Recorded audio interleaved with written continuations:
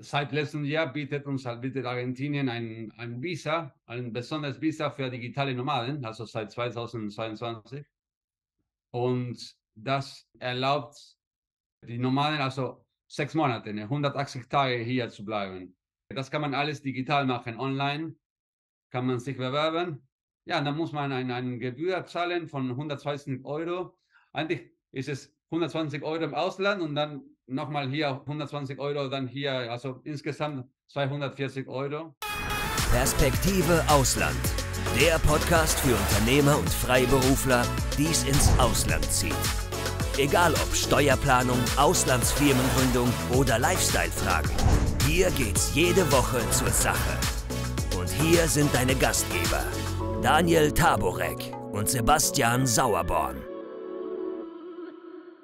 Also, dann sage ich schon mal herzlich willkommen, Herr Martin Dietl, bei uns heute zu Gast in unserem Podcast. Und ja, wir sprechen heute mal über Argentinien. Und es gibt ja viele Gründe, weshalb sich Leute für Argentinien interessieren. Einige kennt man, vielleicht erfahren wir heute auch noch einiges, was so Auswanderer, digitale Nomaden oder Unternehmensgründer nach Argentinien treibt. Auf alle Fälle ist Argentinien bekannt für seine Naturschönheiten, atemberaubend, sagen die Leute, die das vor Ort gesehen haben. Die Anden, die Pampas, die Wasserfälle, die Falklandinseln und so weiter und so fort. Man hört auch, höre und staune, Argentinien habe eine hohe Lebensqualität, gute Bildung, gute Gesundheitsversorgung, gute Infrastruktur. Ich bin gespannt, ob wir das heute bestätigt hören. Und auch hört man die Wirtschaft in Argentinien, seine aufstrebende Wirtschaft, einen wachsenden Mittelstand soll es geben in Argentinien. Das alles könnten ja Gründe sein, auch für Unternehmer, die ein bisschen Geld haben, investieren wollen, mal zu gucken, was da geht.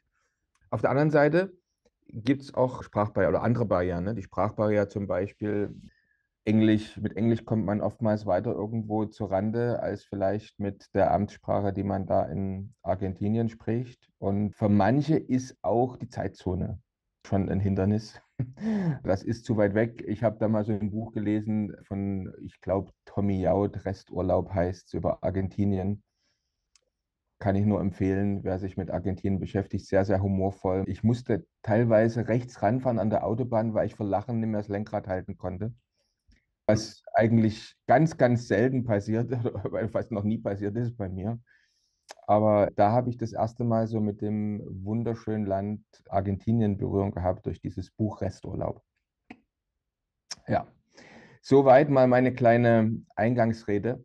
Und jetzt würde ich Sie, lieber Herr Dietl, bitten, stellen Sie sich doch ganz kurz unseren Zuschauern und Zuhörern mal vor. Ja, okay, vielen Dank für diese Gelegenheit, für das Interview. Mein Name ist Martin Dietl, ich bin ein Partner von der Leonhard und Dietl Rechtsanwaltskanzlei. Unsere Kanzlei wurde 1976 gegründet, also eigentlich von Dietl Senior, von meinem Vater und von Leonhard Senior. Wir sind schon zweite Generation hier. Das ist eigentlich nicht mehr eine Familienkanzlei, wir haben auch andere Partner. Und wir sind tätig seit 47 Jahren für viele deutsche Unternehmen. Wir sind eine Wirtschaftskanzlei. Wir machen Gesellschaftsrecht, auch Zivilrecht und auch Arbeitsrecht, aber insbesondere Corporate, also Gesellschaftsrecht. Und wir haben immer viel Kontakt hier zu deutsch sprechenden Firmen gehabt, also von der Dachregion, Deutschland, Österreich und die Schweiz. Und das ist unsere Nische. Und ja, insofern, also wir unterstützen Investoren hier in unserem Land. So wir sind schon gewöhnt, ein bisschen unser Land zu erklären und die Kultur. Also wir sehen uns selber als Übersetzer von Argentinien, ne? Also von der Kultur, nicht nur von der Sprache, aber von der Kultur für Ausländer. Ja, und Herr Dietl, Ihr Vater war jetzt derjenige, der ist von Deutschland dann nach Argentinien ausgewandert, oder Ihr Großvater schon? Mein Großvater schon. Mein Großvater schon in den 20er Jahren. In den 20er Jahren, also nach dem Ersten Weltkrieg, ne, er hatte da eine nicht so gute Zeit in Deutschland und schon Anfang der 20er Jahren ist er nach Argentinien gekommen, so wie viele anderen. In dieser Zeit, da wo viele Einwohner nach Argentinien. Und Sie haben in der Familie weiter Deutsch gesprochen und sprechen deswegen heute so gut Deutsch, oder mussten Sie das neu lernen während dem Studium oder in der Schule? Ja, das ist eine gute Frage. Eigentlich habe ich Deutsch in der Schule gelernt. Ich habe die Goethe-Schule hier in Buenos Aires besucht. Ja, leider hat mein Vater mit uns nicht so viel Deutsch zu Hause gesprochen. Ne? Das hätte auch mir geholfen, ne? So richtig so zweisprachig aufzuwachsen. Meine Mutter ist Argentinierin. Ne? Sie spricht, sie hat dann etwas Deutsch gelernt, weil sie mit meinem Vater war, aber sie sprach kein Deutsch und deswegen, also eigentlich Deutsch habe ich in der Schule gelernt, aber dann habe ich auch ein Jahr in Deutschland gelebt, in München.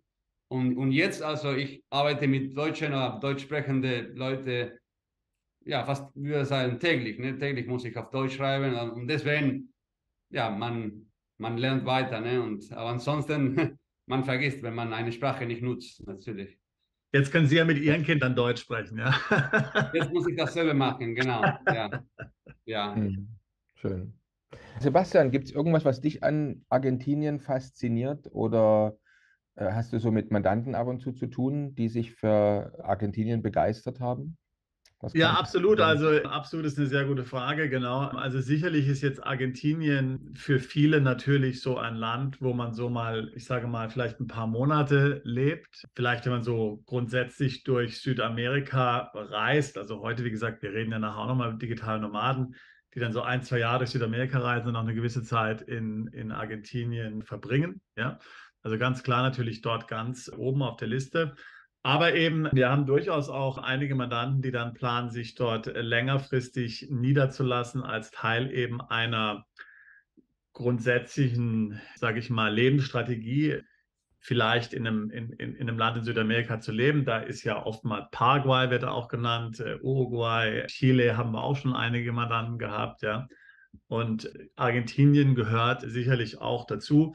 Natürlich bei Argentinien gibt es so immer ein bisschen, sage ich mal, die Sorge, die politische Situation ist ja manchmal so ein bisschen als chaotisch beschrieben oder nimmt man zumindest so von außen wahr und es sorgt vielleicht für ein bisschen Verunsicherung, hohe Inflation und solche Dinge, ganz klar. Ja. Aber klar, grundsätzlich Argentinien ist auch für unsere Mandanten ein hochinteressantes Land. Ja, deswegen ist doch gut, dass wir heute hier dieses Gespräch mit Herrn Dietl haben. Also dann generell, was ist denn aus Ihrer Sicht jetzt so das, was die meisten fasziniert, Sie selber fasziniert? Warum würden Sie sagen, Argentinien kommt hierher, Argentinien ist ein tolles Land? Welche Gründe führen Sie da so als die Top-Gründe an oder Ihre Mandanten? Ja, das ist eine sehr gute Frage. Und endlich, ich habe da gute Beispiele, nicht nur von Mandanten, aber auch von Referendare. Also wir in unserer Kanzlei, wir bekommen Referendare, das sind deutsche Jurastudenten, ne, die am Ende des Studiums ein Praktika machen müssen und da haben sie eine Wahlstation und da können sie nach Argentinien kommen und die bleiben uns 3 Monate.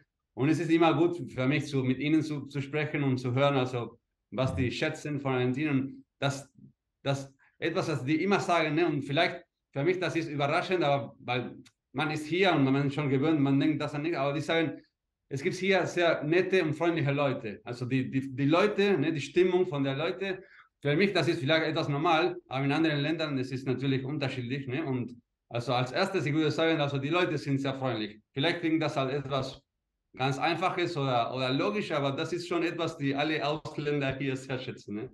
Dann Lebensqualität, wie Sie früher erwähnt haben, ist hoch hier. Ich meine, also die Krankenhäuser, ne, es gibt gute Bildung und dann es gibt auch gute Infrastruktur. Ja, also es ist, ich spreche jetzt in diesem Fall von der Stadt Buenos Aires, ne? Dann können wir auch ein bisschen vom Land sprechen, aber so als so schnell als Vorteile oder gute Sachen, also das Wetter ist auch sehr schön, das wird auch sehr viel von Deutschen oder überall geschätzt, ne? Das Wetter, das Essen, ne? Auch die, wie sagt man, die Preise, also jetzt im Moment für Ausländer, also normalerweise ist es Argentinien billig, jetzt ist es sehr billig, aber jetzt... Aber normalerweise es kann man also es kann man was sehr Gutes für nicht so viel Geld bekommen. Ja? Ich meine, für alles. Unterkunft, Essen, wie gesagt. Ne? Und dann auch hier in Buenos Aires ist es auch berühmt, ne? Nightlife. Ja, also die Nightlife und Kultur. Ne? Es ist hier immer viel los. Also man kann sich nicht eigentlich langweilen. Und ja, und dann für Nomaden auch etwas, das ich sehe, also was eigentlich sehr gut funktioniert und sehr geschätzt wird, ist die Infrastruktur. Also ich meine zum Beispiel die Internetverbindung. Internetverbindung ist sehr gut und es gibt viele Coworking Spaces. So in diesem Sinne, und das ist auch für unser Unternehmen, also für unsere Mandanten etwas, die sie sehr schätzen. Und natürlich, was man nicht vergessen darf, also Sie haben schon so ein bisschen angedeutet, die Küche Asado, ja. Ich meine, das ist ja allein ein Grund, nach Das Argentinien zu gehen. Fleisch, genau. Genau, Fleisch und Wein, das ist ein bisschen ein Klischee, ne? Davon zu sprechen, Fleisch, Wein, aber das ist auch eine gute Sache, ne? Also das ist, das ist schon was. Und auch ein gutes Stück Fleisch für 9 Euro zu bekommen, Wow. das ist schon was, ja. So, Ja, das die wird auch, Veganer müssen jetzt weghören, bitte. Die müssen ausschalten, ja. genau, genau. Also alles solche Sachen, ja, also die Leute freuen sich drauf, ne? Und wie gesagt, aber auch die Stimmung wird immer genannt, also die Freundlichkeit, ne? Von den Leuten. Zum Beispiel, wenn ich aus Ausländer bin und ich muss nachfragen nach einer Straße oder mit dem Taxifahrer sprechen oder jemanden, die Leute sind generell nett, ne? Und zu den Ausländern, ich glaube, noch besonders nett. So, das ist, Mhm. ist Ja, ja. was Gutes. Das hört man immer wieder, das stimmt. Jetzt gehen wir vielleicht mal zu einem der wichtigsten Themen. Der Sebastian hat es ja schon angeführt. Ganz, ganz viele Leute haben Argentinien auf der Top-Liste, die da mal für ein paar Monate auf alle Fälle wohnen wollen. Also zum Beispiel als digitale Nomade. Und deswegen würde ich gerne mal mit dem Thema jetzt beginnen. Wie sieht es denn aus? Wie sind so die Möglichkeiten als digitale Nomade, dann dort auch eine längere Aufenthaltserlaubnis zu bekommen? Welche Bedingungen muss man erfüllen? Wie läuft das, an das Visa zu bekommen? Da würden wir gerne mal ein paar Sachen von Ihnen hören. Ja, gerne. Ja, das ist auch sehr interessant und auch etwas Modernes und Neues auch für Argentinien, weil das ist eigentlich, und die Pandemie hat damit geholfen, weil letztes Jahr hat unser Land da, also seit letztem Jahr bietet Argentinien ein Visa, ein besonderes Visa für digitale Nomaden, also seit 2022. Und das erlaubt die Nomaden also 6 Monate, ne, 180 Tage hier zu bleiben. Der Antrag ist nicht so kompliziert. Ne? Es ist alles digital. Ne? Die haben sich extra versucht, dass die Leute das einfach machen können. Nicht, dass sie zu einem Konsulat in irgendeiner Stadt, ne? Weil vielleicht, wenn ich aus den USA komme, dann gibt es ein Konsulat in New York oder in Houston, aber nicht in jeder Stadt. Ne? Und so, das haben sie gemacht. Okay, das kann man alles digital machen. Online kann man sich bewerben. Und da muss man sagen, also muss man natürlich die persönlichen Daten angeben, dann einen Lebenslauf. Und dann muss man auch sagen, was man macht, ne? Also was man als Digitalnomad macht, also was für einen Job man hat. Und man muss das beweisen. Ne? Das, ich glaube, das Wichtigste. Vielleicht hat man einen Vertrag mit einer Firma im Ausland oder hat man Einkommensbescheinigungen oder Mandanten, aber man muss zeigen, also ich mache richtig das. Es ist nur, dass ich sage, ich bin Programmierer oder ich arbeite mit IT, okay, aber du musst das beweisen. Ne? Mhm. Und ja, dann muss man eine Gebühr zahlen von 120 Euro. Eigentlich ist es 120 Euro im Ausland und dann nochmal hier 120 Euro, dann hier, also insgesamt 240 Euro. Das ist das Gebühr, also nicht mehr als das. Und vielleicht, also wenn der Regierung, also wenn der Staat ne, das mehr Information braucht, dann wird das verlangt. Ne? Also, aber ansonsten, das ist generell nur, was man sagen muss. Also keine andere finanzielle Bescheinigung, gar nicht. Und der Antrag dauert so etwa eine Woche, bis man das Visum Mhm. bekommt. Also es ist ziemlich, ja, gut gemacht. Und dann kann man, also das dauert für 180 Tage und kann man nur einmal verlängern. Einmal verlängern für weitere 180 Tage. Ja, und das ist ein großes Vorteil, weil ansonsten, wenn man in ein Visum, also man kann hier als Tourist kommen oder ansonsten, es gab andere Visen, aber das ist mehr als Angestellte von einer Firma, das sind andere Art von Visen, aber das ist das Beste, ne, für jüngere Leute, kann auch ältere Leute sein, ne, aber typische digitale Nomaden, die hier so Mhm. ein bisschen so selbstständig von Argentinien aus arbeiten wollen. Mhm. Klasse. Und die finanziellen Anforderungen, also muss man in irgendeiner Art und Weise ein monatliches Einkommen nachweisen? Muss man vielleicht noch eine Krankenversicherung nachweisen oder irgend sowas in der Richtung? Nein, eigentlich da in den Bedingungen von dem Visa-Antrag gar nicht, also steht gar nicht und das haben wir schon auch geprüft, also braucht man Also eine Krankenversicherung ist auf jeden Fall immer empfehlenswert, aber ist nicht eine, also muss man nicht machen und haben. Und finanzielle auch keine Mindesteinkommen oder sowas. Klingt Sehr interessant. interessant. Das heißt, das kann man dann, also Sie haben gesagt, ein halbes Jahr verlängern. Das heißt, ich könnte dann schon mal sagen, ich bin schon mal dann ein Jahr in Argentinien. Genau, genau.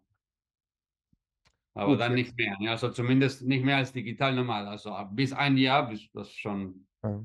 Ja. Und kann man jetzt seine Familie mitbringen? Also oftmals ist ja so, dass zum Beispiel jetzt einer ist ein Freiberufler, arbeitet, was weiß ich, macht YouTube-Videos, programmiert Webseiten oder macht irgendwas was auch immer er macht halt über sein Marketing oder so.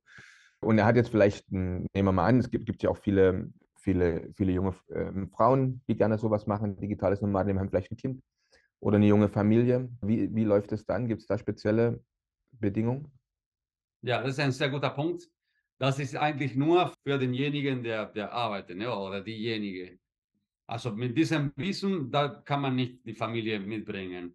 Also insofern, wenn man das machen möchte, dann muss man einen anderen Weg suchen, zum Beispiel ein anderes Visum für der Partner oder für die Partnerin oder andere Art von Visum. Aber so als Digitalnomad, das haben sie nicht gedacht. Das ist eigentlich schade. Ne? Also das hätten sie auch denken können, aber da gibt nicht die Möglichkeit. Also muss man, ja, wie gesagt, ne, mit einem anderen Art von Visum kommen. Okay. Und was ja vor allen Dingen interessant ist bei diesem Visum ist, soweit ich es verstanden habe, ist, dass man dann in Argentinien in der Zeit, wo man dort ist, mit diesem Visum auf seine ausländischen Einkünfte, wenn man jetzt einen ausländischen Auftraggeber hat, ja auch in Argentinien keinerlei Steuern erklären muss oder bezahlen muss, ja. Ja, genau.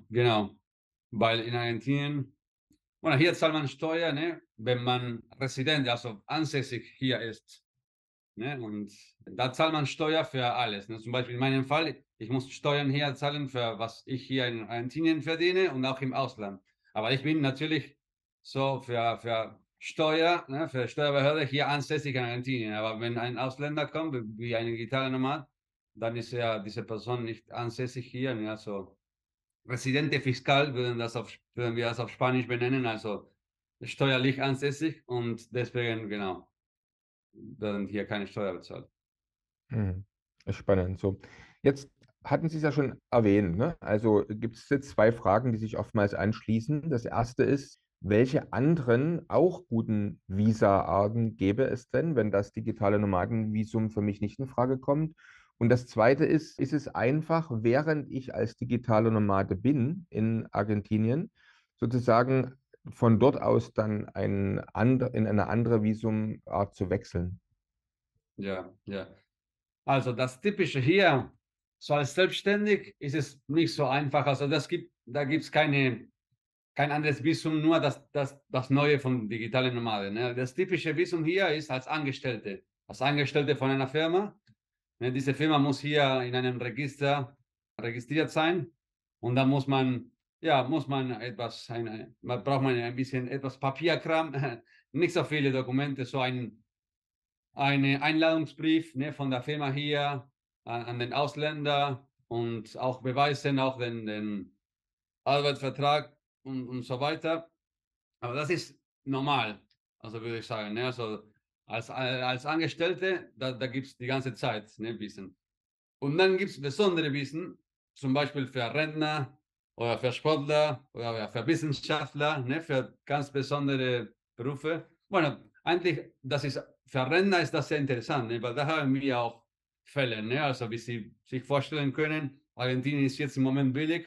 Vielleicht will ein deutscher Rentner oder ein Rentner aus, was weiß ich, aus USA, aus Japan hierher kommen. Und da kann diese Person ein längeres Visum für 3 Jahre erhalten. So, das ist schon attraktiv für viele Leute, ne? Weil das ist ein typischer Moment im Leben, wo man vielleicht sich denkt, okay, ich will woanders meine Zeit verbringen. Aber dann, ja, zu Ihrer zweiten Frage, ja, der Antrag, also von einem Visum zu einer anderen zu wechseln, ja, ich würde sagen, nicht, dass es einfach ist, also muss man alle Dokumente anreichen. Es ist ungefähr dasselbe als das vom Ausland zu machen. Also man hat keinen extra Vorteil, dass man schon hier im argentinischen Boden ist, um von einem Visum zu dem anderen zu wechseln. Also man muss alle dieselben Dokumente einreichen, in volle. Aber es gibt doch sicherlich in Argentinien auch sowas wie ein Investorenvisum, oder? Also wenn ich jetzt zum Beispiel sage, ja, genau, das habe ich vergessen zu erwähnen. Das gibt es auch, genau. Das ist auch, ich gründe ein Unternehmen, ich stelle Mitarbeiter ein, reiche einen Businessplan ein und so. Also wenn ich das vorhabe, natürlich. Wissen Sie, was da so ungefähr der Investmentbetrag ist, den man so investieren muss? oh ja, damals war das, weil ja, für uns, also das ist auch ein Vorteil, für uns, das sind niedrige Beträge, ne, in US-Dollar. Damals war das $50.000, aber ich glaube, heutzutage ist es bestimmt noch weniger als $50.000. Vielleicht mit etwa $30.000 oder so, aber ich habe die genaue Nummer jetzt nicht im Kopf, ne, weil das ändert sich, ne, laut der, also in Bezug, also gemäß dem Wechselkurs. Aber es ist nicht eine sehr große Summe. Also da braucht man keine halbe Million US-Dollar oder sowas. Ich habe die Summe gerade vor mir. Es zeigt hier gerade an, es sind nur noch $6.000, ja. Das ist der Vorteil der Inflation. Ja. Vorteil, Vorteil von der Inflation ist es also in US-Dollar, die alle das werden so. Also ich muss es noch mal zum ganz langsam mitschreiben. Also das Investorenvisa setzt eine Investition von aktuell 6.000. Ne, ich habe gesagt 50.000 und dann habe ich 30.000. Ja, Nein, es steht hier, es sind argentinische, wie heißt Ihre Währung in Argentinien? Pesos. Argentinische Pesos 1,5 Millionen. Das sind im Juni 2023 $6.000. Das haben Sie. Schon 6.000. Okay. Wow, das ja, also da deswegen. kann ich nur sagen, das sollte man ausnutzen, weil da sollte man sehen, dass man sich so ein Investorenvisum holt, solange das nicht angepasst wird, ne, von der argentinischen Regierung. Ne? Ja. Sebastian, oder? Lass uns doch mal 6.000 Euro investieren in die argentinische Wirtschaft, dann haben wir so ein. Dann ist es, ja, genau, deswegen, also das ändert sich, ne? Ist das ja Das ist eine andere interessante Sache über Argentinien. Das hatte man ja jetzt gehört, sehr stark mit dem Ukraine-Krieg, dass viele Russen, vor allen Dingen russische Frauen, nach Argentinien gegangen sind, dort ein Kind bekommen haben. Das Kind hatte dann aufgrund Geburtsrecht argentinische Staatsbürgerschaft und offensichtlich hat die argentinische Regierung, gibt dann auch den Eltern ein Visum. Das hat man so gehört während dem Ukraine-Krieg hier. Können Sie das bestätigen? Ja, es ist, doch, es ist so. Also, unser Land hat auch manche gute Beziehungen mit Russland, oder hatte in der Vergangenheit, ne? Aber ja, es gibt viele russische Frauen, genau, die hierher kommen und das ist so. Also, die Kinder werden auf jeden Fall, wenn sie hier geboren sind, Argentinier und die Eltern, ich würde sagen, also die bekommen nicht keine Staatsangehörigkeit, aber eine Residenz, ne, Residenzgenehmigung hier. Genau, und die Russen können, glaube ich, bei Ihnen ohne Visum einreisen, ja, in Argentinien. Ja, genau. Es gibt viele Länder, ne, also die hierher ohne Visum einreisen können. Weil das ist wie immer, ne, also bilateral, also auch wo wir daher mit unserem argentinischen Pass reisen können, da können sie hier auch, aber und das ist auch ein Thema für die Leute, also das digitale Nomad-Visa, das ist für Länder, also das ist natürlich auch selbstverständlich, also die Länder, die kein Visum hierher brauchen, also die anderen müssen auch ein anderes Visum beantragen, natürlich, ne? Also zwei Visum. Zwei Visum. Ah, okay. Ja, also das heißt, Sie sagen, dass das digitale Nomadenvisa vor allen Dingen für Leute ist, die sowieso visumsfrei einreisen können in Argentinien, und die anderen müssen nochmal zusätzliches Visum für die Einreise. Also ist ja das digitale Nomadenvisa sowas, ich sage mal in Anführungszeichen, wie eine Arbeitserlaubnis oder sowas, kann man fast sagen. Naja, ist auch der falsche Begriff. Aber ich weiß es im meinen, ja. Okay, spannend, das zu hören. Ja, Bearbeitungszeit und Wartezeit bei diesen Visa, Sie hatten schon gesagt, das digitale Nomadenvisa, das dauert eine Woche ungefähr. Ich vermute, bei den anderen gibt es auch keine Überraschung. Achso, eine Sache fällt mir noch ein. Und zwar, jetzt gibt es ja einige unserer Mandanten auch, die interessieren sich durchaus. Manche sind da so regelrechte Sammler geworden und sammeln Staatsbürgerschaften. Da ist auch mal eine Frage, also wie lange muss man denn in Argentinien zum Beispiel wohnen oder wie ist denn dann die Prozedur, wenn ich zum Beispiel sage, ich hätte gerne auch einen argentinischen Pass und wird da auch gestattet, dass man seinen alten Pass noch behalten darf? Parallel, das ist eine Sache, die sicherlich einige Zuschauer und Zuhörer interessiert. Ja, also Sie meinen, wie lange hier man bleiben muss, um die. Bueno, es gibt hier zwei Etappen. Ne? Also als erstes bekommt man eine Residenzgenehmigung, ne? Aber da braucht man ein Jahr. Ein Jahr muss man hier in Argentinien bleiben. Ne? Und das ist, also das haben wir eigentlich mehrmals für Mandanten gemacht, ne? Die vielleicht hier zuerst als Tourist kommen und dann bekommen sie eine Arbeitsgenehmigung, ne? Und dann eine Verlängerung. Aber ich würde sagen, also der Standardzeitraum ist ein Jahr. Ne? Aber dann bekommt man nicht, also um eine Staatsangehörigkeit zu bekommen, dann muss man das noch zweimal verlängern, also ein Jahr plus ein Jahr. Aber man kann schon für ein ganzes Jahr zumindest die Genehmigung hier, also Residenz bekommen.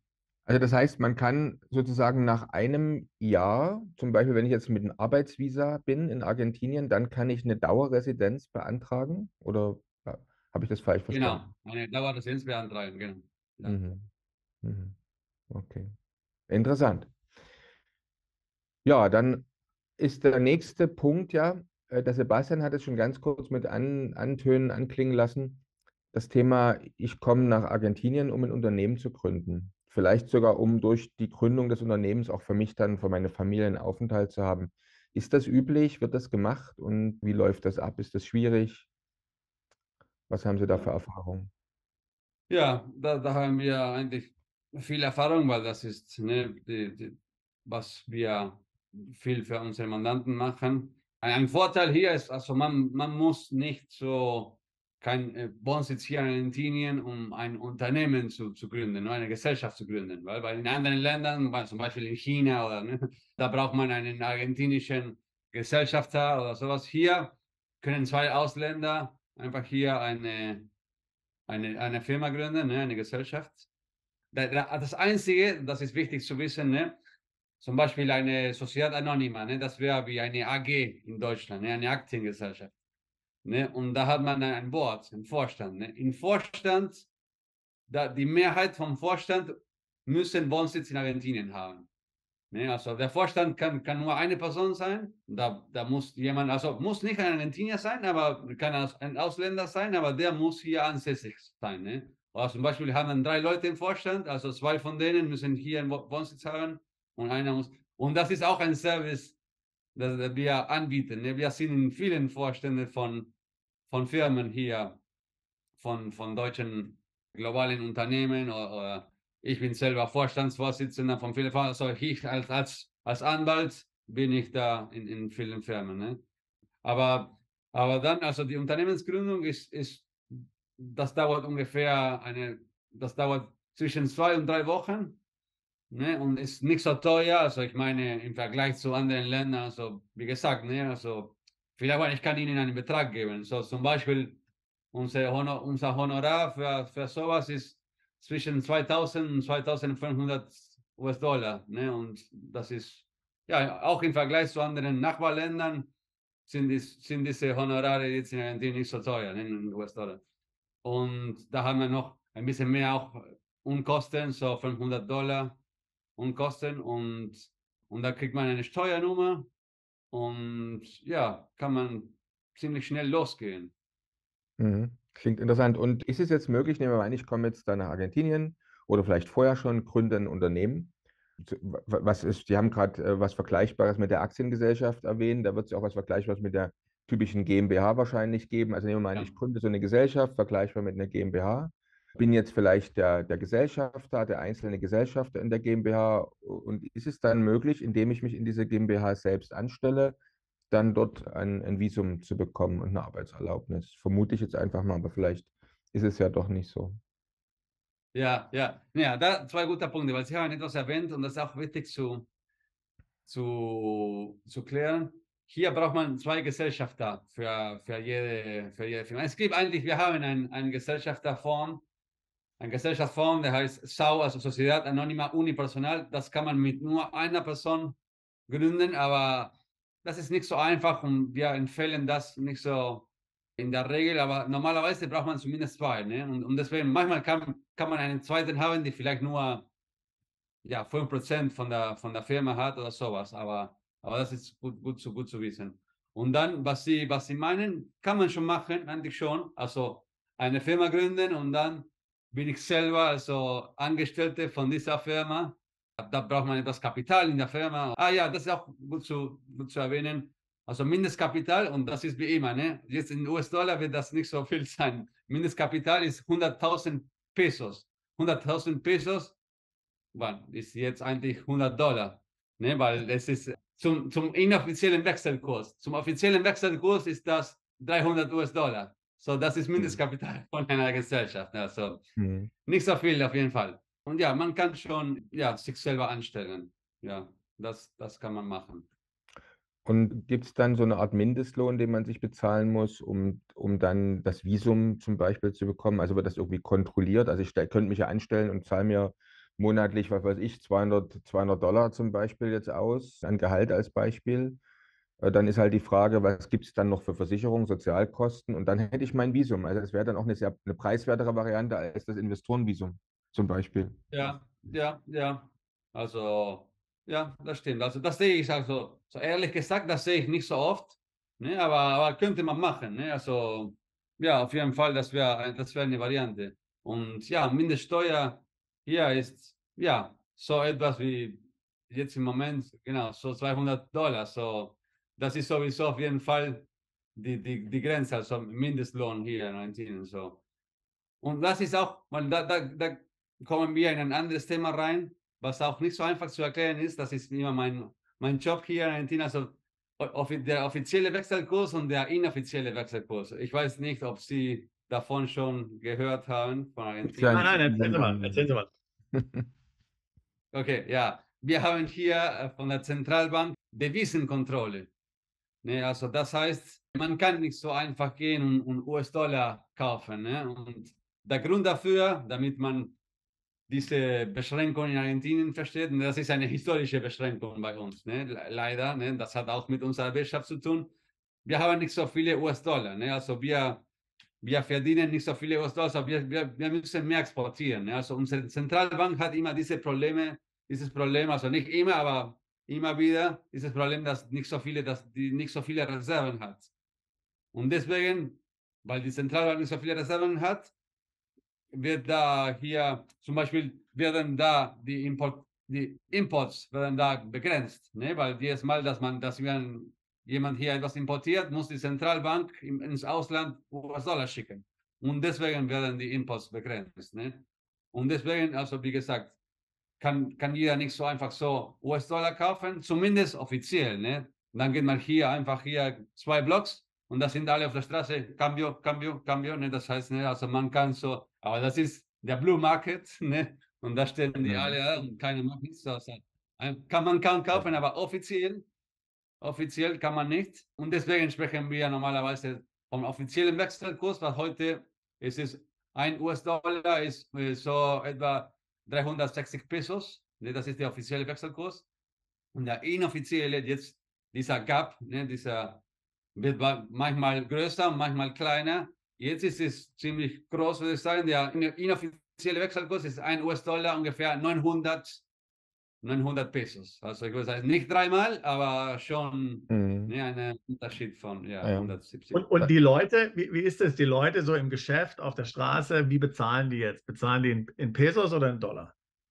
Ne, alles in Pesos. Also nicht alles in Pesos, aber am meisten in Pesos. Aber die Geschäfte, die sagen, ja, also wenn man US-Dollar bekommt, das ist normalerweise so ein inoffizieller Wechselkurs. Also die Touristen, die wissen schon, ne, also, dass ein US-Dollar mehr wert ist.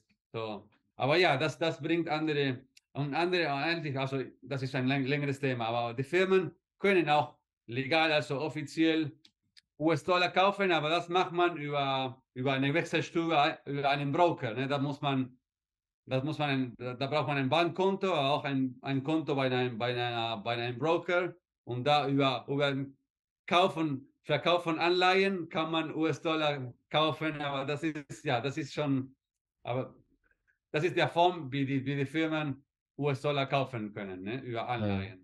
Ja, man muss Also jetzt mal, muss ja vielleicht mal sagen, also ich meine, ich schaue das jetzt gerade hier an, bei Reuters vor 2 Tagen sagt Reuters, die Inflation in Argentinien dieses Jahr 185%, ja, 185%, ja. Wie machen das die Menschen im täglichen Leben? Also jetzt normale Leute, die irgendwo angestellt sind, wie gehen die damit um mit so einer Inflation? Das ist ja Wahnsinn. Ja, Ja, es es sei ist denn, es Wahnsinn. sei denn, die Inflation kommt nur bei den Autos und so verschiedenen anderen Produkten zustande. Da muss man mal gucken, wäre mal wirklich interessant zu wissen. Wie ist das Ja, Brot zum Beispiel? Ist das teurer geworden? doch, also ich würde nicht sagen, ich würde sagen, dass die Inflation nicht so, noch nicht bei 180 steht, aber schon, es ist nicht so ein großer Unterschied, schon bei 140, aber es ist sowieso verrückte Nummer, ne? Aber ja, die steigt leider und mal sehen, ob die nächste Regierung, die jetzt gewählt wird, etwas da machen kann. Aber zu Ihrer Frage, ja, was hier ganz normal ist, also die Leute, wir haben schon alle das im Kopf. Ne? Und wir wissen also, die Preise, die werden nicht täglich, natürlich, die täglich ist schon, das wäre schon eine Hyperinflation.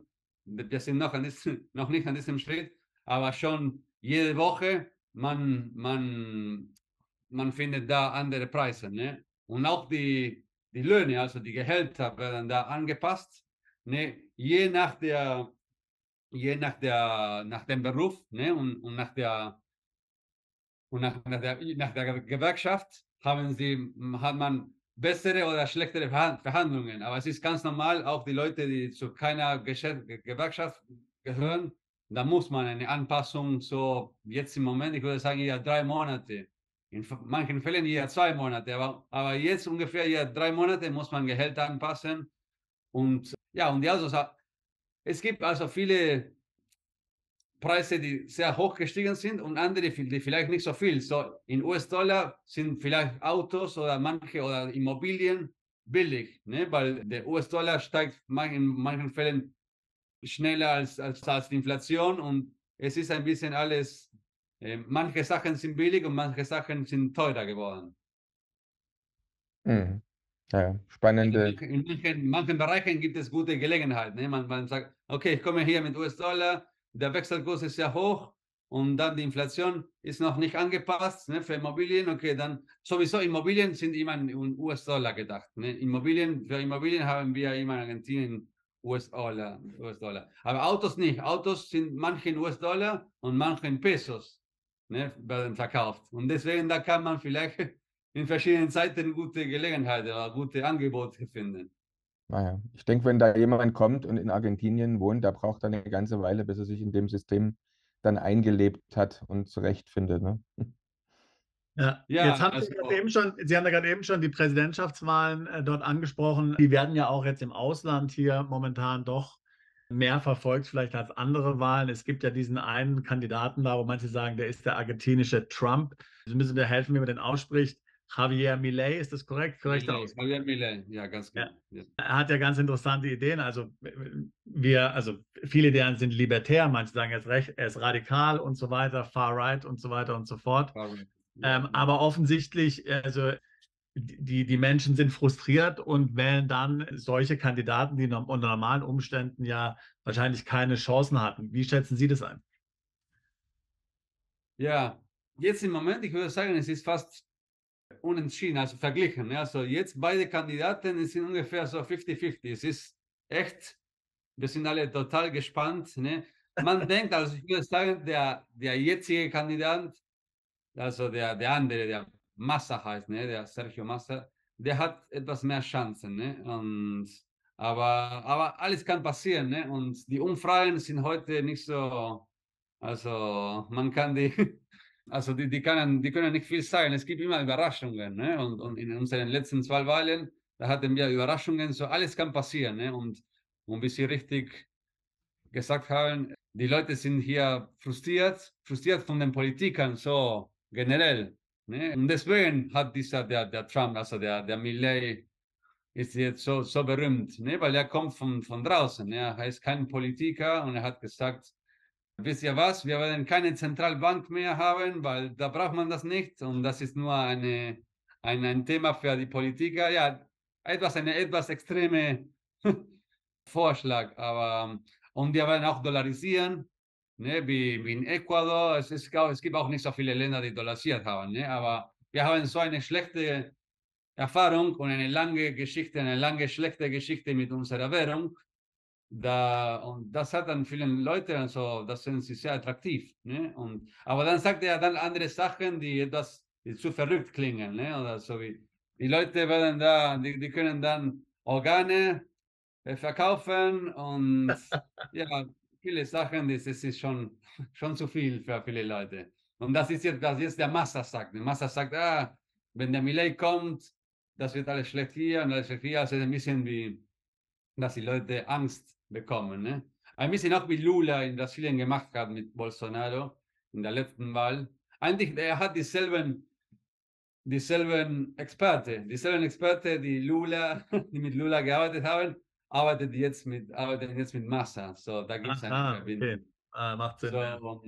mal sehen, ja, mal sehen. Ich glaube sowieso, da werde ich versuchen, ein bisschen Optimismus auch hier mitzubringen. Ich glaube sowieso, dass Argentinien in jedem Fall, also egal wer der neue Präsident wird, besser wird, weil auch der Massa, also das ist mehr, ich weiß nicht, wie viel Sie von argentinischen Politik wissen, aber der ist auch eher rechts, der Massa. Ne? Also eher rechts, meine ich, ist eher freundlicher zu Kapitalismus und zu Unternehmen und auch zu Haushaltsdefizit. Er weiß also, man kann nicht mehr ausgeben als das Einkommen. Also er hat sowieso auch gute Ideen. Also alle Kandidaten haben sich schon etwas gelernt. Ne? Und alle sind einig in anderen Sachen, die für mich sehr wichtig sind. So, ich glaube, auch sogar wenn, also egal wer gewinnt, alle verstehen manche Sachen schon und mal sehen. Und Argentinien hat viel Potenzial in vielen Bereichen wie Energie und Ja, unglaublich, auch ja, wahnsinnig, ja, also genau, sehr viel Potenzial. Ja. Genau, und deswegen, also ich bin optimistisch, ne? Also Ja, aber mal sehen. Ne? Das müssen wir nochmal in 1 oder 2 Jahren besprechen, um zu sehen, ob das realisiert wurde. Ja. Mhm.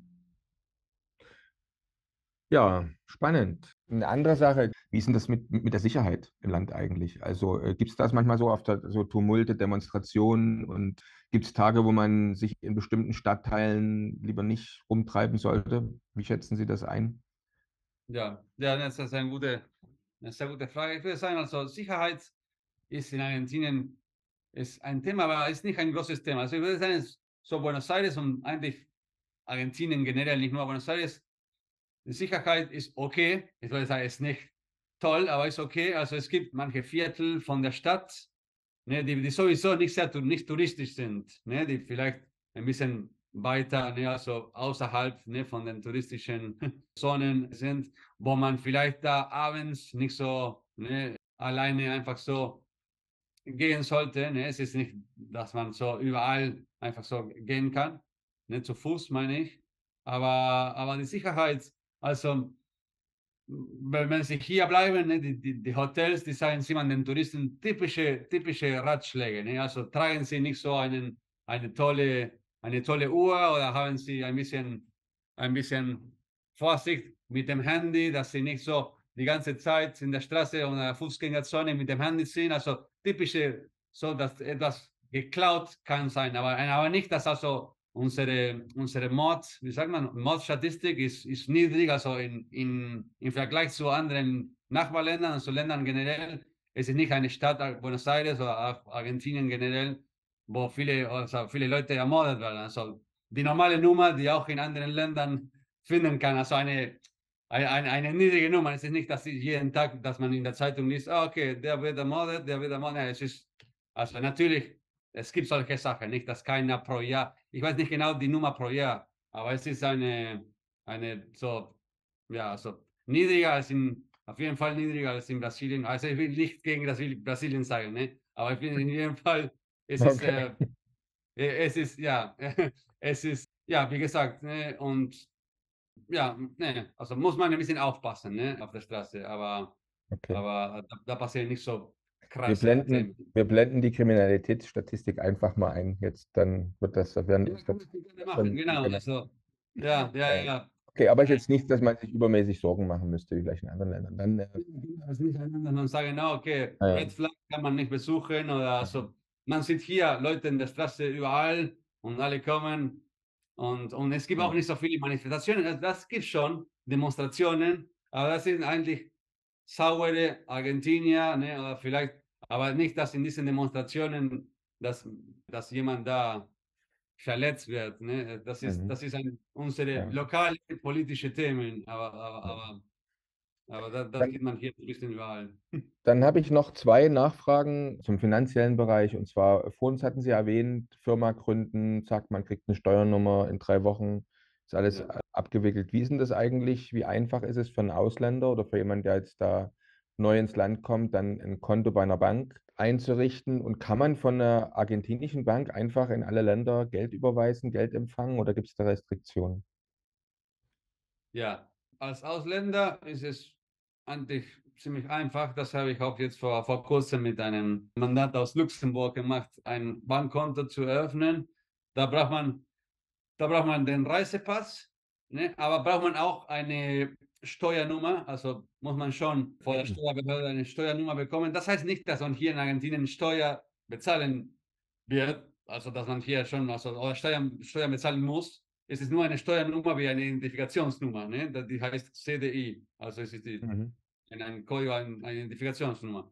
Und mit diesen zwei Sachen, also mit dieser Nummer, einen Reisepass, kann man als Ausländer ein Bankkonto eröffnen. Und jetzt nur in Pesos, jetzt im Moment nur ein Bankkonto in Pesos, um ein Bankkonto auch in US-Dollar zu haben, dann ist es ein bisschen komplizierter.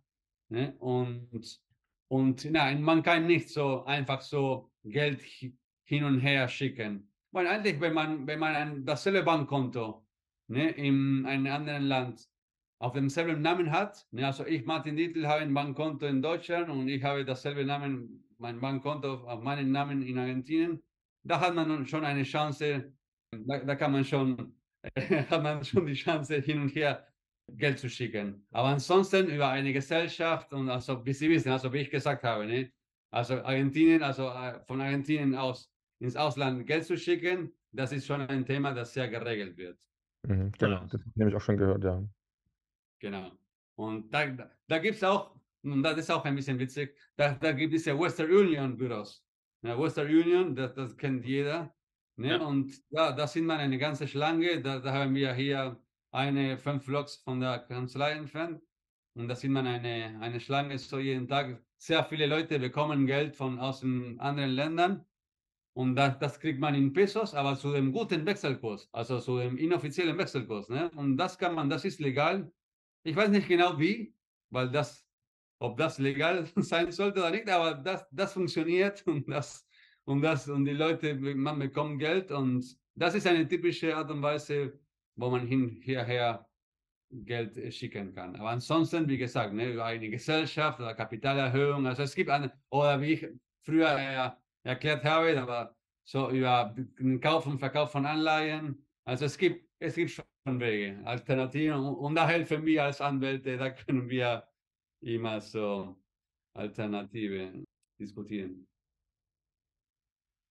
Sehr schön, alles klar. Sebastian. Also, was für uns sicherlich nochmal interessant wäre, wäre ja zu wissen, wenn man wenn man in Argentinien lebt, wie ist denn das Bildungssystem dort?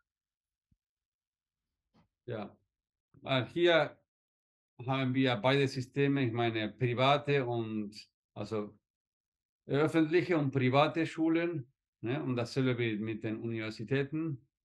Die, die, die öffentlichen Schulen, die funktionieren immer wieder. Also eigentlich die waren immer sehr gut in Argentinien. Jetzt sind die nicht so gut wie vielleicht vor 70 Jahren. Aber es gibt ein sehr großes System und es ist überall in unserem Land. Ne? Also wie Sie wissen, ist Argentinien ein sehr großes Land. So am meisten haben wir viel mehr öffentliche Schulen als private Schulen. Ne? Private Schulen gibt es in einen großen Städten wie Buenos Aires und Córdoba und Rosario und so. Aber die meisten gibt es ein sehr gutes öffentliches Bildungssystem. Ne? Und dasselbe mit Universitäten. Ne? Argentinien war eigentlich berühmt, also vor vielen Jahren, ne? Weil da sind da viele hier Einwanderer gekommen und das Bildungssystem war sehr gut. Ne? Und alle waren und sind immer noch willkommen. Das ist auch einer von den Sachen, die Milei sagt. Ne? Ne, wir müssen mehr alles privatisieren. Ne? Das ist ein typischer von der Far-Right, ein Vorschlag. Aber das System ist sehr groß und eigentlich die öffentlichen Universitäten sind auch sehr gut. Ich selber habe zum Beispiel in der Jura-Universität studiert und ja, in der öffentlichen, weil die beste war, die am besten Prestige hatte. Ne? Also jetzt haben wir auch andere, aber die haben sehr viel Prestige, also sehr hohen Prestige, die Bildungssystem. Also. Und gibt es auch internationale Schulen, zum Beispiel deutsche Schulen oder Schulen, wo auf Englisch unterrichtet wird? Doch. Well, zum Beispiel die Schule, die ich besucht habe, die Goethe-Schule, das ist eine deutsche Schule.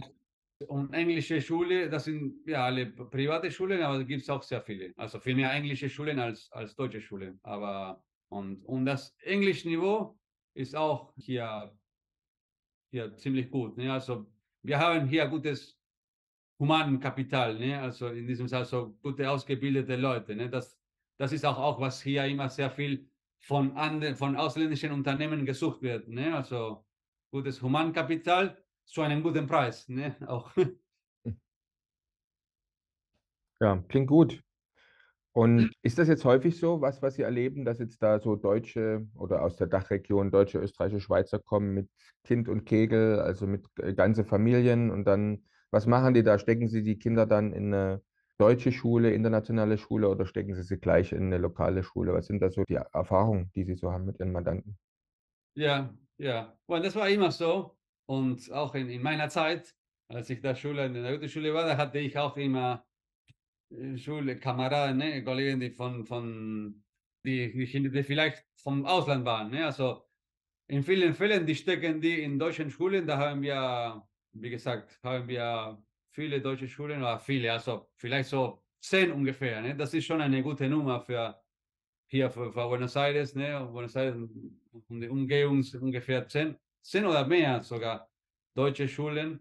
Aber es gibt viele andere, die sagen, nee, ich will mich direkt und schnell in die Kultur mischen und die sagen, nee, keine deutsche Schule, sondern das ist nur ein Thema natürlich immer mit der Sprache. Ne? Also wenn jemand hier eine deutsche Familie kommt mit Kindern, die überhaupt kein Spanisch sprechen und deswegen da helfen viel die deutschen Schulen. Aber vielleicht also, wenn die Kinder ziemlich schnell die Sprache lernen können, es gibt viele, es gibt viele Ausländer in vielen Schulen. Also, und dann, also wenn Sie sich überlegen, zum Beispiel die Russen, ne, Russen oder andere Länder, da haben wir keine russische Schulen oder da haben sie keine andere Möglichkeit. Und es gibt auch eine Schule, das ist sehr typisch, Lincoln heißt die, da gibt es viele Expats, oder die meisten sind Expats. Ne? Das ist sehr international. Fast alles wird auf Englisch gelehrt. Ne? Aber das ist für richtig Expats. Jetzt Wohnen und Leben in Argentinien wäre vielleicht noch ein interessantes Thema. Das heißt, wie einfach oder schwer ist es denn, eine schöne, passende Unterkunft zu finden? Wie kann man sich das vorstellen da? Sie kennen ja wahrscheinlich den deutschen Standard. Also erschrickt man da, wenn man da anfängt, nach Wohnraum zu suchen? Oder sagt man, okay, da findet man einen ordentlichen Standard zum ordentlichen Preis? Ich meine, wir haben ja schon über den interessanten Wechselkurs gerade gehört. Ja. Kann ja eigentlich nie zu teuer sein, aber wäre trotzdem mal interessant für unsere Zuschauer und Zuhörer, so ungefähr eine Vorstellung zu haben, wenn sie jetzt nach Argentinien kommen, sei es für 6 Monate, für 12 Monate oder auch für länger. Was erwartet mich denn so an Lebenskosten? Ja, ist ein guter Punkt. Ja, nur ein kleines Kommentar davor. Und das ist richtig, was Sie sagen. Also jetzt in Argentinien, Argentinien ist jetzt im Moment viel attraktiver für Ausländer als für uns selber, ne, als für Argentinien. Und das ist also dank dem Wechselkurs, ne, also wie sie gesagt hatte, also egal was die Inflation ist, wenn jemand hier vom Ausland kommt, ne, und im Ausland verdient, es wird immer hier billiger sein, weil auch der Wechselkurs immer wieder höher wird. Ne? Also in diesem Sinne, und jetzt zu Ihrer Frage zur Unterkunft. Man findet schon was, also typisch hier, wir haben auch Airbnb, ne, also am Anfang, aber da sind die Leute auch ein bisschen, also da verlangt man US-Dollar. Ne? Also das ist ein Thema, was wir hier haben mit unserem Real Estate Market. Also viele haben hier Apartments mit Möbel, ne? Und die wollen alle Ausländer, ne? Und Und deswegen sind alle Preise ein bisschen höher geworden. Also für Argentinier, die sagen, nee, ich will keine $1.000 bezahlen. Ne? Und also das ist natürlich halt für Argentinier ein Nachteil. Man findet noch viele in US-Pesos, also es gibt sehr viele noch, also die meisten in Pesos, aber vielleicht so Hälfte, Hälfte. Ne? Aber man findet schon, also beide möglich, beide Alternativen. Mit Möbel oder ohne Möbel. Ohne Möbel ist mal billiger und man kann da vielleicht mehr in Pesos ein Apartment finden. Mit Möbel ist es mehr für Ausländer gedacht und das ist mehr in US-Dollar, aber nicht viel in US-Dollar. Ne? Also im Vergleich, ne, zu anderen Ländern ist es sowieso billig. Ne? Für Argentinien, wenn sie mir $1.000 geben, das ist sehr viel in Pesos, ne? Und ich bin sehr froh. Aber für einen Ausländer, das ist nicht so viel. Und es gibt viel Angebot. Es ist sehr viel Angebot im Moment von Apartments. Also jetzt für eine Familie, nehmen wir mal an, eine 3- oder 4-Raumwohnung oder ein Haus, ein kleines, was muss man ungefähr rechnen? Ja, so 3 oder 4, so eine gute Größe. Ich würde sagen, so 1000, bueno, ich würde das einfach in US-Dollar sagen, ne? 1000, zwischen 1000 und 1500 US-Dollar. Vielleicht so eher 1500, so eher in dieser Richtung, ne? Aber ungefähr in dieser. Okay, gut. Schön. Und der Espresso auf der Straße, was kostet der? Oder der Cappuccino, dass man da mal eine Vorstellung hat, das ist immer so eine gute, also normalerweise ein Hamburger wird immer umgerechnet, ne, dass man ungefähr so versteht, wie ist das Preisverhältnis in einem anderen Land, aber wir können es auch in Espresso oder Cappuccino umrechnen. Ja, Was eine kostet? Cappuccino, vielleicht kostet die was so 800 Pesos. Das ist weniger als $1. Ne? Ja, oder weniger sogar, ne? 600 Pesos oder so. Also $0,6, ne? Sozusagen. Und ein Hamburger, vielleicht so 2.000 oder 3.000 Pesos, das ist zwischen $2 oder $3. Also hier würde ich sagen, wenn ich jetzt Mittagessen gehe, ne, also ich kann für $3 oder $4 gut essen. Wahnsinn. Wahnsinnig. Klingt gut. Aber ohne Wein oder mit Wein? Ohne Wein, genau. Vielleicht, wenn ich zu einem besseren Platz gehe, vielleicht dann ist mehr, ne? Also das ist vielleicht schon $6 oder $7, ne? Weil das sind vielleicht 6 oder 7.000 Pesos oder $8, ne? Oder Ja, dann zu sehr, einem, sehr erschwinglich, ja. aber ja, ist auf jeden Fall, das Essen, das ist, wo man merkt, das ist vielleicht am billigsten, ne? Wo es richtig billig ist. Also zum Beispiel Klamotten, die Kleidung, das sind hier nicht so billig, weil Klamotten sind hier in Argentinien immer etwas teuer, ne? Das ist nicht so billig, aber das Essen, die Restaurants oder auch Unterkunft oder Apartments, das sieht man schon, also wir sagen das immer als Witz, also wir sind geschenkt, ne? Also jetzt im Moment für Ausländer, das sind wir jetzt sehr billig im Moment. Mhm. Weil wir gerade über den Wein gesprochen haben, also ich glaube, Argentinien ist der weltgrößte Exporteur für, wie heißt die Weinsorte? Malbec oder so ähnlich, was kann ich. Malbec ist Ja, genau genau. Ja. die Art, ne, wie sagen die, ja. Das ist, was wir am meisten exportieren. Ne? Wir haben auch Cabernet, Malbec oder Blend, aber am meisten wird von Argentinien so Malbec geschätzt. Ne? Also wir exportieren überall Malbec und, und Chile, also damit Sie sehen, dass ich auch gute Sachen von unseren Nachbarländern sage. Na, Chile exportiert auch viel Malbec, nein, nicht viel Malbec, sondern viel Wein. Aber ja, Argentinien hat auch viel Weintourismus. Das ist auch etwas sehr groß geworden. Auch insbesondere in Mendoza. Ne? Das ist eine Provinz hier in Argentinien, Mendoza. Da haben wir viele Hotels und auch ein bisschen in Patagonien und auch im Norden von Argentinien. So viel Weintourismus und das ist sehr schön. Das ist auf jeden Fall sehr schön.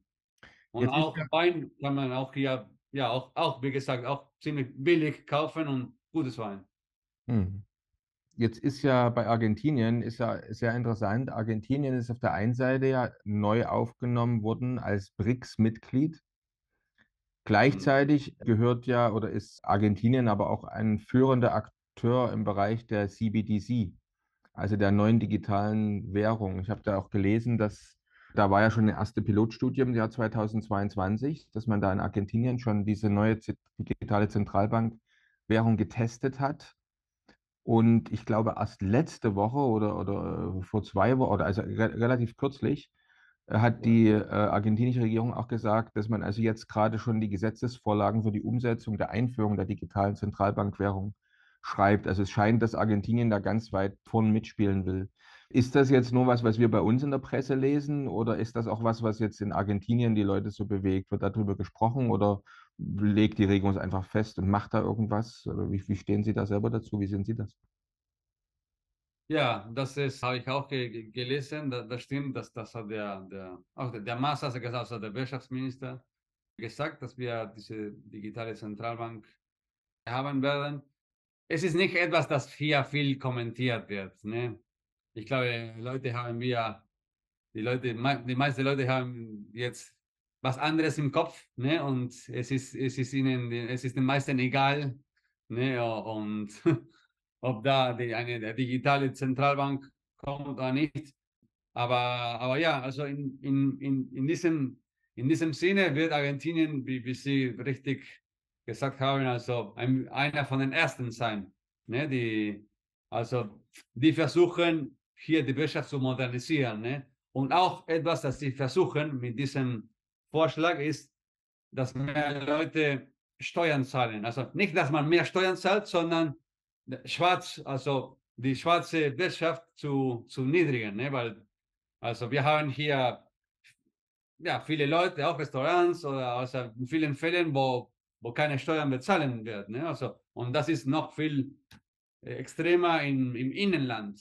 Ne? Da kriegt man keine richtigen Rechnungen in vielen Fällen. Und das ist, was alle Regierungen versuchen zu machen. Ne? Diese Basis zu erweitern, ne? Von Geschäften und die Steuern zahlen, ne? Natürlich. Interessant. Ja. Also wir fragen nur deswegen, weil es gibt wirklich Leute, die sagen, ich möchte nicht in ein Land auswandern, die gerade an der digitalen Zentralbankwährung arbeiten, ne? Eben weil man dort viele Regierungen liebäugeln ja mit den hervorragenden Möglichkeiten, besser zu kontrollieren, Ja, einzuschränken, und wie Sie gerade selbst gesagt haben, eben bessere Kontrolle zu haben, alles genau zu sehen, jede Geldbewegung. Es geht ja nicht immer unbedingt darum, keine Steuern zu bezahlen, aber es geht darum, dass ja, viele Leute Leute sich wollen. einfach Sorgen machen, wenn sie ein gläserner Bürger sind oder wenn dann eben man mehr kontrolliert werden kann. Ne? Im Prinzip, wenn mir letztendlich die staatliche Behörde mein Geld einfach ausknipsen kann in meiner App auf meinem Handy. Ne? Das befürchten halt viele. Ah, Aber ja, interessant. Ja, sowieso, also das ist schon eine Utopie. Also ich meine, wie lange das dauern wird und sowieso, also dass Argentinien so ein Land wird wie ich glaube, Schweden, ne? Oder andere Länder, die kein Bargeld benutzen, da sind wir schon weit weg von dieser Stelle. So, ich hm, würde sagen, das ist nur eine interessante Idee, dass man in einer Regierung sagt, aber das ist hm. noch weit weg. Also wir sind noch ein bisschen prekär in diesem Sinne. Sehr schön. Ja, Sebastian, was hast du noch für Fragen? Nee, habe keine Fragen. War sehr interessant, Herr Dietl, war sehr interessant. Ja, unsere Sendezeit ist auch langsam geht dem Ende entgegen, aber es war wirklich sehr, sehr spannend. War sehr schön von Ihnen zu hören. Vielleicht haben Sie noch so einen abschließenden Tipp für jemanden, der sich für Argentinien als Wohnsitz oder Unternehmenssitz interessiert. Was wäre so Ihr abschließender, zusammenfassender Tipp an diese Zuschauer und Zuhörer? Ja, bueno, erstmal vielen Dank nochmal für das Interview, ne, für die Gelegenheit, ein bisschen über mein Land zu sprechen. Ja, als Tipp würde ich sagen, also ist immer gut, wenn man hier, bueno, natürlich, wenn man hier jemanden kennt oder wenn man versucht, ne, heute mit Internet, es ist so einfach, ne, in Kontakt mit anderen Leuten, also sich in Verbindung zu setzen mit anderen Leuten. So, ich glaube, ein guter Tipp ist, mit jemandem hier vor Ort zu sprechen, auch ein bisschen über alles zu verstehen, ne, bis Sie schon gemerkt haben, hat Argentinien manche Einzelheiten, die vielleicht, es ist gut, wenn man hier jemand vor Ort und insbesondere ein Ausländer, auch oder jemand wie ich, ne, auch jemand ansässig, aber ein Ausländer, also dass man dem man hier was erklären kann. Und dafür gibt es in Facebook viele Gruppen und auch es gibt Webseiten, zum Beispiel wie Nomadlist, ne, das habe ich auch gecheckt, ne, und wo man Kontakt, ne, mit Leuten, die dieselbe Erfahrung hier schon gehabt haben. Ne? Und da kann man schon viel Zeit gewinnen, würde ich sagen. Das ist ein guter Tipp, ne, als man hier einfach so im Flughafen hier zu landen, ohne Info. Also sollte man ein bisschen die Hausaufgaben machen, ne? Ein bisschen Recherche. Und ich glaube, da wird man viel Zeit und auch viel Geld gewinnen, sozusagen, ne? Viel Geld sparen. So, das ist mein bester Tipp. Und natürlich, Sie können auch mich kontaktieren, aber Unbedingt, auf alle Fälle. Wir blenden ja Ihre Internetadresse und Ihre E-Mail-Adresse auch hier unten ein. Für diejenigen, die sich da direkt an Sie wenden wollen. Eine letzte Frage habe ich noch, Herr Dietl. Wenn Sie jetzt auswandern würden, wenn Sie jetzt nochmal den Wunsch verspüren würden oder die Möglichkeit, oder vielleicht würde man Sie auch zwingen dazu, was auch immer. Vielleicht muss man Sie ja zwingen, auszuwandern aus Argentinien, weil Sie das Land so lieben, aber wie auch immer. Also was wäre denn für Sie eine Option? Also welches andere Land wäre denn doch ein interessanter Wohnsitz für Sie? Wo Sie sagen, dort würde ich gerne mal eine Weile wohnen. Ja, sehr guter Punkt. Eigentlich, weil ich habe nicht so meine ganze Geschichte erzählt, aber ich habe auch im Ausland gewohnt. Ja, ein Jahr in Deutschland, ich habe 5 Jahre in den USA gelebt. Ne? Ich würde sagen, ich habe 2 Plätze im Kopf. Ne? Ein Platz ist ein Klischee von Argentinien, das eigentlich meine Frau, sie würde sehr gern in Miami wohnen, weil da haben wir gewohnt und sie war. Also Miami für uns als Argentinien ist sehr einfach, ne? Und da sind wir am Strand und das Wetter ist sehr schön. Vielleicht für mich zu warm, ne? Denn das ganze Jahr Sommer, das ist ein bisschen zu viel für mich, aber meine Frau würde das lieben, wenn wir nach Miami hinziehen würden, ne? Das ist also. Und dann als zweites etwas ganz anders, ne? Also ich liebe zu reisen, meine Frau liebt auch zu reisen, ne? In diesem Sinne, also wir waren auch viel in Asien, also ich würde gerne nach Asien. Also wenn Sie mich fragen, also zum Beispiel Bangkok in Thailand oder sowas, für mich, also ich war da nur als Tourist, aber ich würde sehr gerne so in einem Land ganz anders, aber hat einige Sachen, die vielleicht ein bisschen ähnlich wie Argentinien sind. Ich meine, ein bisschen chaotisch oder ein bisschen, also wo wir uns als Argentinien schon sehr schnell einwöhnen. So, also ich würde so in so einem Land wie Thailand und auch das Essen finde ich toll. So, das würde ich gerne machen. Also in Europa, ich muss jetzt ja nach Europa. Ne, das ist vielleicht für mich einfacher. Ich habe ja auch einen deutschen Pass. Aber wenn Sie mich fragen als Abenteuer oder vielleicht wenn ich älter bin, würde ich da echt etwas in der Region von Asien da länger bleiben. Klasse. Das würde mir Sehr schön. Vielen Dank, Herr Danke, Dietl, für die schöne Zeit, für das angenehme Gespräch. Dann bleiben Sie fröhlich. Bis bald. Danke, Ja, danke. Vielen Dank für die Zeit und ja, bis demnächst. Bis zur nächsten Folge von Perspektive Ausland, der Podcast für alle Unternehmer, die es ins Ausland ziehen. Übrigens, wenn ihr keins unserer interessanten Videos mehr verpassen wollt, dann klickt doch jetzt gleich auf den Abonnieren-Button und auf die Glocke. Auch über Kommentare, Fragen oder einen Daumen hoch freuen wir uns sehr.